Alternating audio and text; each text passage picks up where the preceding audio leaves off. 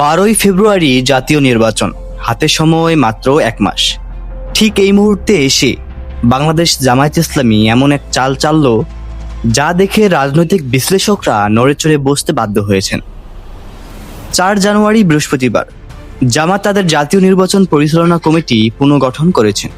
সাধারণ নির্বাচন পরিচালনা কমিটির তালিকায় যদি আপনি দেখেন তাহলে সেখানে দেখতে পাবেন দলের সিনিয়র নেতাদের। কিন্তু জামাতের এই তালিকাটি সাধারণ কোনো তালিকা নয়। কেন? কারণ হলো এই তালিকায় আছেন একাধিক সাবেক সিনিয়র সচিব, ব্রিগেডিয়ার জেনারেল ও মেজরের মতো সাবেক সেনা কর্মকর্তারাও, এবং চমক হিসেবে আছেন ইসলামী ছাত্র শিবিরের সদ্য বিদায়ী কেন্দ্রীয় সভাপতি মোহাম্মদ জাহিদুল ইসলাম। আজকের এই মেঘা বিশ্লেষণে আমরা জামায়াত ইসলামী নির্বাচন পরিচালনা কমিটির প্রতিটি নামের পেছনের স্ট্র্যাটেজি ব্যবচ্ছেদ করব। জামায়াতের এই কমিটির আহ্বায়ক করা হয়েছে সহকারী সেক্রেটারি জেনারেল মাওলানা এটিএম মাসুমকে, এবং সদস্য সচিব করা হয়েছে সহকারী সেক্রেটারি জেনারেল মাওলানা আব্দুল হালিমকে। এখন আসেন, জামায়াতের এই দুজনকে বেছে নেওয়ার কারণ কি?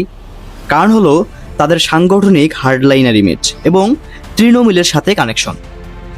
মাওলানা আব্দুল হালিম দীর্ঘদিন ধরে সংগঠনের স্ট্র্যাটেজিক উইংসগুলোতে কাজ করছেন। তিনি ভালো করেই জানেন সারা দেশের জনশক্তিকে কিভাবে এক কাতারে দাঁড় করাতে হয়। চমকটা এদের দুজনের নেতৃত্বে নয়, চমকটা হলো সদ্য পুনর্গঠিত হওয়া নির্বাচন কমিটির তালিকায়। জামাতের নির্বাচন কমিটিতে পলিটিক্যাল লিডারদের পাশাপাশি টেকনোক্র্যাটদেরও রেখেছেন। এই তালিকায় সবচেয়ে ইন্টারেস্টিং পার্ট হলো সাবেক সচিব এবং সেনা কর্মকর্তাদের উপস্থিতি। নামগুলো খেয়াল করুন: সাবেক সিনিয়র সচিব মোহাম্মদ শফিউল্লাহ, সাবেক সচিব আব্দুল কাইয়ুম ও আব্দুল্লাল মামুন, অতিরিক্ত সচিব খন্দকার রাশিদুল হক, ব্রিগেডিয়ার জেনারেল গোলাম মুস্তফা ও শফিকুল ইসলাম, এবং মেজর জেনারেল অবসরপ্রাপ্ত মোহাম্মদ ইউনুস আলী। প্রশ্ন হলো, নির্বাচন পরিচালনা কমিটিতে এদের আসলে কাজটা কি? রাজনীতিতে একটা কথা আছে, ভোট শুধু ব্যালটে নয়, ভোট টেবিলেও হয়। জামাত খুব ভালো করেই জানে 5 আগস্ট পরবর্তী প্রশাসন এখনও পুরোপুরি স্টেবল বা স্থিতিশীল নয়। ডিসিএসপি বা রিটার্নিং অফিসারদের সাথে প্রশাসনিক ভাষায় কথা বলার জন্য পলিটিক্যাল নেতাদের চেয়ে সাবেক সচিবরা অনেক বেশি ইফেক্টিভ। তারা ভালো করেই জানেন কিভাবে নির্বাচন কমিশনকে আইনগত ও প্রশাসনিকভাবে কাউন্টার দিতে হয়। এই কমিটির সবচেয়ে বড় চমক হলো ইসলামী ছাত্র শিবিরের সদ্য বিদায়ী কেন্দ্রীয় সভাপতি জাহিদুল ইসলাম। ছাত্র শিবির বর্তমান এদেশের ছাত্র রাজনীতির গেম চেঞ্জার। সদ্য সাবেক সভাপতি জাহিদুল ইসলাম জানেন মাঠের পালস কি। তার ইশারাতেই সারা দেশের হাজার হাজার তরুণ কর্মী ঝাঁপিয়ে পড়বেন। তাছাড়া ডাকসু জাকসু সহ ছাত্র সংসদের শিবিরের যে অবিস্মরণীয় বিজয়, সে অভিজ্ঞতাকে জাতীয় নির্বাচনের কাঁধে লাগাতেই তাকে এই কমিটিতে রাখা হয়েছে। এখন আসুন বিএনপি ও জামাতের মধ্যে নির্বাচন পরিচালনা কমিটির পার্থক্য বিশ্লেষণ করি।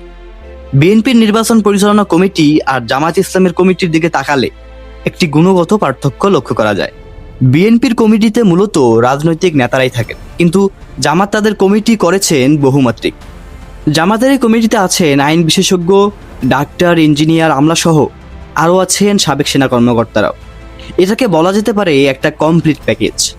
নির্বাচনের দিন বা তার আগের যে কোনো ক্রাইসিস মোমেন্ট, যেমন আইনি জটিলতা, প্রশাসনিক অসহযোগিতা কিংবা মাঠের সংঘর্ষ, এসবই সামলানোর মতো ক্ষমতা রয়েছে জামাতের এই কমিটির। প্রিয় দর্শক, এই বিষয়ে আপনার মতামত কি জানাবেন কমেন্টের ঘরে। আর এই চ্যানেলে নতুন হয়ে থাকলে অবশ্যই চ্যানেলটি সাবস্ক্রাইব করে সাথেই থাকবেন। আল্লাহ হাফেজ।